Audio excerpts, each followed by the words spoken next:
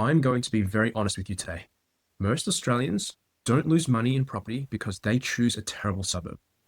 They lose money because they make a series of small mistakes that compound quietly over time. And the uncomfortable part, most investors don't even realize they've made these mistakes until it's too late to fix them cheaply.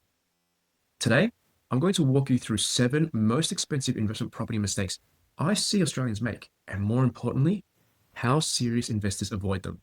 And stay with me because mistake number 6 is the one that traps even experienced investors, and it often looks like a smart decision at first. So right now, property investing is everywhere. Social media makes it look so easy. Friends and family talk about capital growth like it's guaranteed. And there's this widespread belief that the Australian property is a safe investment. Now, historically, property has been very strong long-term assets. But here's what people misunderstand. Property is forgiving, but it's not immune to poor decisions. In my experience working with investors, I've seen something very consistent. The people who succeed long-term are not necessarily the highest income earners. They're not always the smartest academically. They simply avoid the big compounding mistakes. So today, think of this video as risk protection for your future wealth.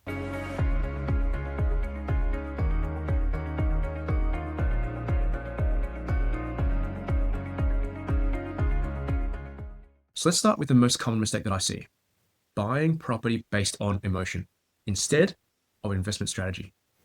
This usually sounds like, I like that suburb. I can see myself living there. My friend bought there. Now, those are completely normal human reactions. But investment properties are not lifestyle purchases. They're financial tools. Let me give you a very realistic scenario. I often see investors drawn towards coastal towns or lifestyle locations because they love visiting those places. And there is absolutely nothing wrong with buying lifestyle property if that's the intention.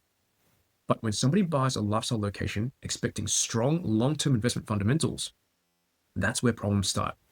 Because investment property success is typically driven by population growth, infrastructure investment, employment hubs, supply constraints, and economic demand, not your personal preference. So serious investors usually start with one question. What role does this property play in my long-term portfolio? Not, do I like it? That single shift can change investment outcomes dramatically. Now, mistake number 2, confusing borrowing power with investment readiness. And this one catches so many Australians off guard. Just because a bank says you can borrow money, it doesn't mean you're ready to invest. Banks assess whether you can service a loan based on current income and expenses. They're not assessing whether you can comfortably hold that property through interest rate rises, vacancies, unexpected repairs, life changes, or even economic downturns. Let me give you a quick example. Let's say we've got an investor that earns $120,000 per year, and they get approved for an $850,000 loan. Now, on paper, they feel very confident. But after mortgage repayments, living costs, insurance, maintenance buffers, they are left with very little financial breathing room. And that creates pressure. And pressure leads to poor investment behavior. Successful investors focus on holding power, not purchasing power. Because wealth in property is built by time in the market, not speed into the market. So mistake number 3, ignoring cash flow stress testing. This is where many investment journeys quietly become stressful. Before buying property, most investors calculate best case scenarios. They calculate rental income, expected growth, and affordability today. But serious investors also calculate worst case scenarios. They ask questions like, what if interest rates increase by 2%? What happens if the property is vacant for 2 months? What happens if major repairs appear unexpectedly? Let's run a simple example. Let's say you choose an investment property that costs you $150 per week out of pocket. That sounds pretty manageable, right? But if interest rate rises, that could become $350 per week.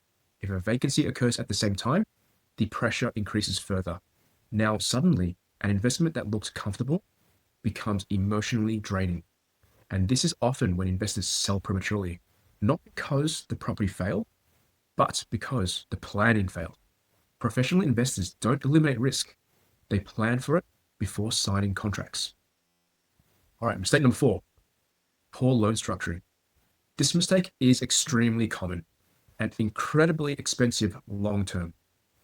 Loan structure affects your tax flexibility, your borrowing capacity, future investment options, as well as your risk management.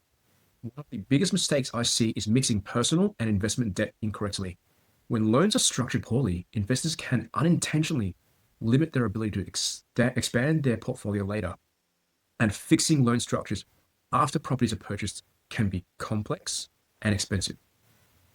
Think of loan structuring like the foundation of a building. If the foundation is weak, the building may still stand. It becomes much harder to expand safely.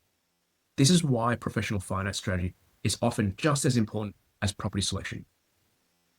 All right, mistake number 5, short-term thinking in a long-term asset. Property investing rewards patience, but patience is difficult, especially when media headlines create so much fear.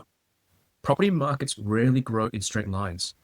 There are periods of strong growth, periods of stability, and occasionally periods of decline. Short-term investors often react emotionally during flat or declining markets. They sell too early, they lose confidence, they stop investing altogether. Where long-term investors understand cycles are normal. Let me give you a simple historical reality. Many Australian markets experience growth phases across 7 to 12-year cycles. That means investors who sell after 2 or 3 years of slow growth often miss the compounding growth that occurs later. Property wealth is not built in months. It's built across decades. All right, mistake number 6, buying good property instead of the right property. This is the mistake I mentioned earlier, and it is incredibly subtle.